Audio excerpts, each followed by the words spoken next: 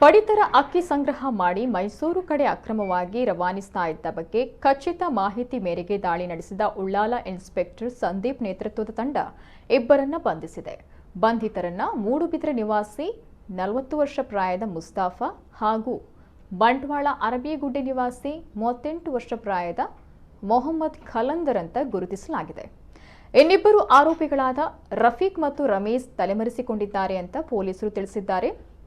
ಆರೋಪಿಗಳು ಕೆಲವು ರೇಷನ್ ಅಂಗಡಿ ದಾಸ್ತಾನು ಕೊಠಡಿ ಹಾಗೂ ಸಾರ್ವಜನಿಕರಿಂದ ಕಡಿಮೆ ದರಕ್ಕೆ ಅಕ್ಕಿ ಖರೀದಿ ಮಾಡಿ ಅದನ್ನು ಮೈಸೂರಿನ ಮಿಲ್ಗೆ ರವಾನಿಸ್ತಾ ಇದ್ರು ಅಂತ ತಿಳಿದು ಬಂದಿದೆ. ಮಾಡೂರಿನಲ್ಲಿ ದಾಸ್ತಾನು ಕೊಠಡಿ ಉಪಯೋಗಿಸಿ ಈ ಕೃತ್ಯ ಎಸಗ್ತಾ ಇದ್ರು ಎಂಬ ಮಾಹಿತಿ ಆಹಾರ ನಾಗರಿಕ ಪೂರೈಕೆ ಇಲಾಖೆ ಹಾಗೂ ಉಳ್ಳಾಲ ಪೊಲೀಸರಿಗೆ ಲಭಿಸಿತ್ತು.